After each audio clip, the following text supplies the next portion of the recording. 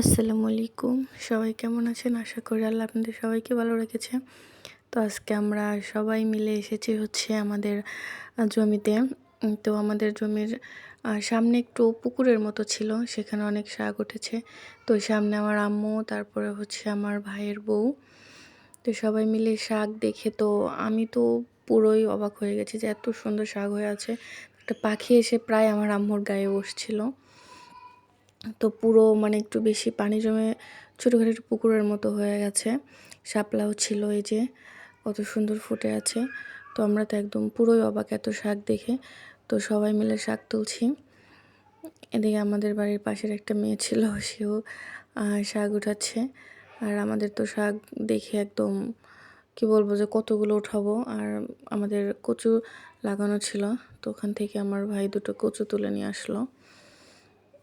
ভাজি করে খেতে অনেক ভালো লাগে। আর পিছনে হচ্ছে আমার ভাইয়ের বউ। তো ওরা দুজন মিলে ওটা পরিষ্কার করতেছে, কারণ এভাবে জঙ্গল সহ তো আর বাড়িতে নিয়ে যাওয়া সম্ভব না, তাই ওরা পরিষ্কার করে নিচ্ছে। শাকও উঠানো আমাদের হয়ে গেছে, আর গাটা কেমন যেন চুলকাচ্ছে। আমার আম্মু তো আমাদের রেখেই চলে গেছে, তাই আমরাও ওটা পরিষ্কার করে নিয়ে যাব। এটা হচ্ছে আমাদের বাড়ির পাশের বাড়ির মেয়ে, ও আমাদের সাথে এসেছে। আর আমি সাধারণত বাড়িতে যতক্ষণ থাকি ও আমার সঙ্গেই থাকে। এই শাপলাটা গাছ সহ উঠে গেছে, কি করে যেন মনে হয় কে টান দিয়েছে, গাছ সহ উঠে গেছে। তো ওরা দুজনই, আমার ভাই আর ভাইয়ের বউ, কচু পরিষ্কার করে সেই চলে চলে আসছে। আসলে অনেকদিন পর এরকম কোমর সমান পানির মধ্যে নেমে অনুভূতিটাই অন্যরকম। আর বর্ষার পানি, এই পানি তো সবসময় থাকে না, তো এর মধ্যে নামার মজাটাই আলাদা। পুরো মাঠে একদম পানি হয়ে গেছে।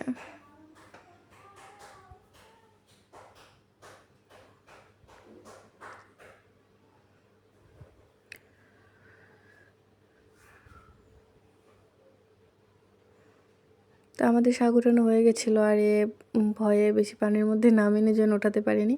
তো শেষের দিকে আবার এদিকে এসে একটু পানি অল্প ছিল, ওখানে এসে উঠেছে। তো আমাদের কাজ শেষ, আমার আম্মু চলে গেছে, এখন আমরা বাড়িতে যাচ্ছি। আর এগুলো হচ্ছে এই যে আমার ভাইয়ের বউ উঠাচ্ছে, এগুলোকে হচ্ছে আমরা ঘেসু বলি। ছোটোবেলা যখন স্কুল থেকে আসতাম, এরকম পানির একটু জায়গা ছিল, ওখানে নেমে এগুলো উঠাতাম। তো এগুলো খেতে একটু কেমন জানি একটু লালচে টাইপের। তো সবাই উঠিয়ে উঠিয়ে খেতাম, ছোটোবেলার স্মৃতিগুলো মনে পড়লো আজকে পানির মধ্যে এসে আর এই জিনিসগুলো দেখে। ছোটোবেলা তো নানির বাড়ি যেয়ে শাপলা উঠাতাম, আর আজকে বহু বছর পর এরকম পানির মধ্যে নেমেছি। আমাদের জাল পাতা ছিল দুই জমির মাঝখানে, যে ডাল বলে সেখানে। তো আজকে একটা মাছও নেই, হয়তো আমরা আসার আগেই কেউ নিয়ে গেছে, কারণ আজকে আমরা আসবো জন্য আমার ভাই একটু বেলা করে এসেছে, নইলে তো প্রতিদিন সকালে এসে ঝেড়ে নিয়ে যায়। আর আজকে আমরা আসবো জন্য একটু বেলা হয়েছে, তো সবাই মিলে আসবো, কিন্তু এর আগেই কে যেন সব মাছ ঝেড়ে নিয়ে চলে গেছে।